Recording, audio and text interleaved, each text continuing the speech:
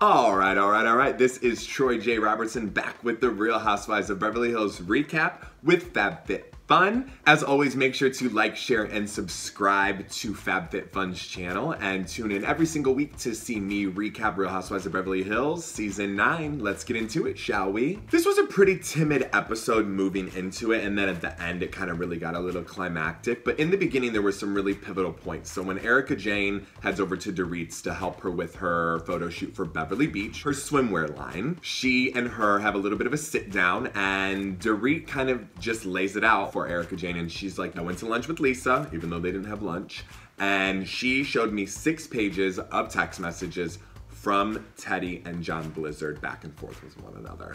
Basically, we all know what was shown, and so Erika Jayne is like, that was a little bit of information that was left out at my chapel the other day. She's been a little inquisitive about it as well. In the text, something that I thought was really important is that we already know that Teddi is owning up to it, but like at this point, Dorit isn't knowing that she's owning up to it, so she's saying, you know, in these texts, be to Vanderpump's dog shelter in 5 minutes, make sure that the dog is there. Are you guys bringing the dog out? Like, it's showing all of this incriminating evidence on behalf of Teddi. And so Dorit is kind of, at this part of the episode and in this point of her life, really, during filming, she's kind of wondering, like, okay, should I not have been so quick to judge Lisa Vanderpump, and should I not have believed Teddi so quickly? Erika Jayne, during this scene, she's like, okay, now what's really going on? Again, this is not what she was told at her chapel a few days prior by Teddi. She feels a little out of the loop. Like, this is not exactly what she felt like Teddi's place in all of this was. Like, she knows that Teddi is owning up to it,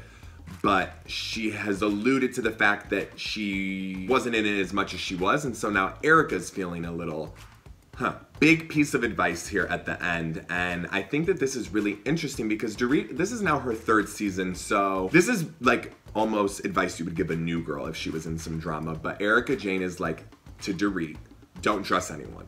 Do not trust anyone. You can't trust Teddi and you can't trust Lisa Vanderpump. And I think that this is a really big piece of advice. It doesn't mean you can't be friends with someone. It doesn't mean that you can't like them and hang out with them and have lunch with them and go to drinks with them and do girls trips with them. But it's just like, in this situation, it is Dorit and it is only Dorit. Don't trust anyone. Don't believe anyone. Don't tell too much to either of them. Camille Grammer is turning 50 years old, and let me tell you something, 50 looks good on Camille. And so her and Rinna are at the venue planning Camille's 50th, and Camille, she got a little season 1 messy for me in this scene, and let me just tell you, I was subscribing to it. Rinna was a little Judge Judy on this part, I have to say. She was a little like, you know, why are you saying all these things about Dorit? You guys were just chilling and cool in the Bahamas. You thanked her for this trip. I thought you guys were good. Like, I think we're gonna see this later on, and I know we're gonna see it at the reunion. So Rinna says to Camille, here's the thing. It's happened to me with Lisa Vanderpump. It's happened to you with Lisa Vanderpump. It's happened to tons of other people. And then we flash all the way back to season 2. Yes, because season 3, Camille was not full-time. Oh, don't quote me on that. I need a fact checker. So we go all the way back to season 2 when Lisa Vanderpump kind of used Camille as a little bit of a pawn to bring up the issues with Taylor's domestic dispute with her husband, Russell. This was one of the first signs that we kind of saw of those chess pieces moving of Lisa Vanderpump. She's done that before with Rinna. There was a lot of dishonesty during the Munchausen thing with Yolanda a few seasons ago. So this is, again, a perpetual theme where sometimes we have found, watching this show, that Lisa is behind things, but never in front of things. Some would say a puppet master, not my words, but we have found that to be true. From there, it just kind of goes into, Camille basically is like, listen, I feel bad for Dorit in this situation, but I also feel bad for Lisa Vanderpump. The only reason she feels bad for Lisa Vanderpump is because what's going on with her emotionally is very sad, but also because she's not still 100% on board with moving forward with Dorit, which is so funny to me. This is me paraphrasing. Camille's saying about Dorit, listen, I think she's phony. Is all the money that she flaunts actually hers? Is the accent real? What's going on? What's her story? She makes the hair on the back of my neck stand up. Tell us how you really feel, Camille. And Rinna was not She wasn't subscribing to it. In the interview, that is. Now, during filming, we didn't see it all, but during filming, she complimented her and she goes, oh, I love when you're being catty, Camille. But then we go to the interview and she's calling her a flip-flopper. So, Rinna, you're not innocent in that either. You've been known to flip-flop a time or two. I love you though, Rinna. The scene with Teddi and her therapist, Val, let me just tell you, Val, I need your number. I need you on my speed dial because you are literally going to meet Teddi in the park for a walk in workout clothes on Teddi's time.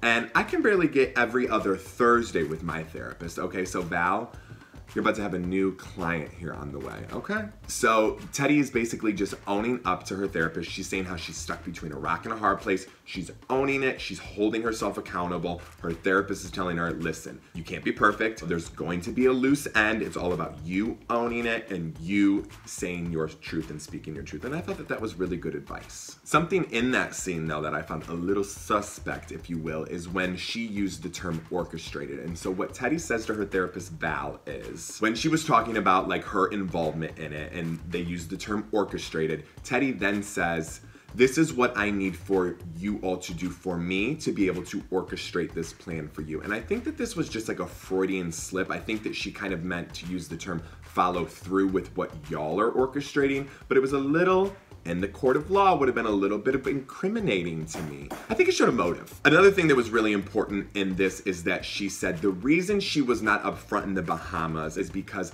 I don't think she actually thought that this was going to go as far as it was going to go. And so she is claiming she was told this super inflated story about Dorit's dog, that Dorit took it to a kill shelter. It was locked in her basement in a room for months without light or anything like that. She was told this terrible, terrible story.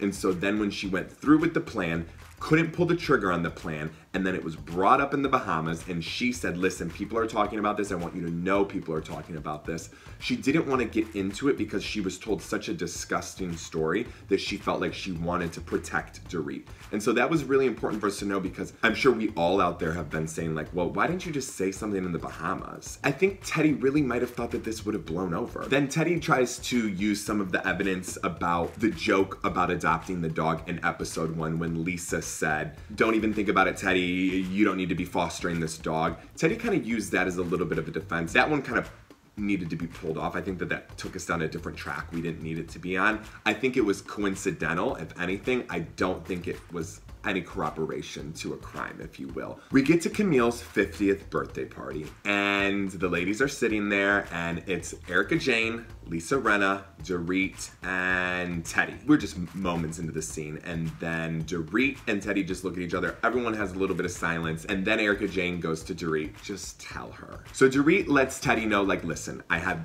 a lunchless lunch with Lisa the other day, and she pulled out all of these text messages. I know exactly what went down. I know exactly what these text messages said. I know your part in this. And Teddi comes completely clean. She goes, listen, I was in it. I'm owning it. I'm showing accountability. I was told this story. I wanted to go through with it. When it came down to it, though, I could not do it, and I am sorry. I want to move forward with you. As all of this conversation is happening, the production gods of Bravo open this beautiful light for us, and they just shine down the perfect timing of the entrance of Lisa Vanderpump and Kyle Richards as they approach the 50th party for Camille Grammer, with the ladies outside and them rolling up in a car. And then we cut to commercial. Go figure.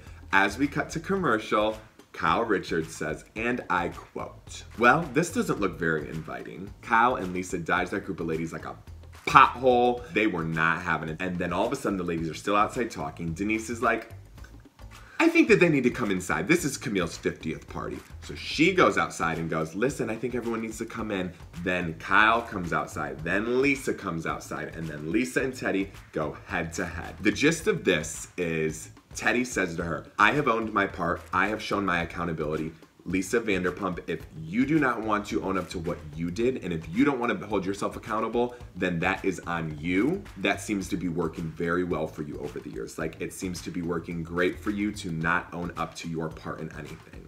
Kyle's jaw drops. Dorit is kind of seeing the light. She's seeing the puzzle pieces come together. Like, I feel like I saw the wheels in her head turning. The correlation in this scene with Lisa Vanderpump and the relationship between her and John Blizzard is very, very, it's proven that she does know him more than she has led on to, because Teddi says in this scene, listen, while I was on the phone with John Blizzard, you were on the phone with John Sessa in the background, and I know that you know John Blizzard, and that's how you knew to tell me. And Kyle is also saying, listen, the puzzle pieces aren't adding up. The girls are all saying all roads are pointing back to Lisa Vanderpump, and she's just not owning it. She is maintaining the fact that she doesn't know John Blizzard, even though he does a lot of her events and has been to her shelter. Teddi has shown text message receipts that show that Blizzard was at a lunch with Lisa and Pandora minutes and moments after the filming of the scene in episode 1 when Kyle and Teddi go to Vanderpump's dog. So she's not owning it, and basically Teddi's like, listen, we can coexist. Lisa doesn't want to coexist. Teddi's like, if you can live with yourself, that's fine. It seems to be working fine for you just now, and this is when it's gonna all start. Listen, Lisa came out guns a-blazing, tits a-blazing. She's not owning it. She will not own up to her part in it, and who's to say if she ever will? I think that this goes all the way back. It goes very deep. Kyle said it best in the early years during the reunion.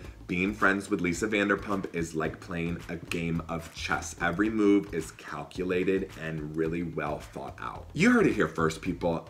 It's only getting better. The doggy drama's going nowhere. Puppygate is probable cause at this point, and I need you all to stick around. Episode 7 next week. Stay tuned, stay updated, like, share, subscribe. Comment down below, let me know what you want to see more of. Let me know if you have any questions.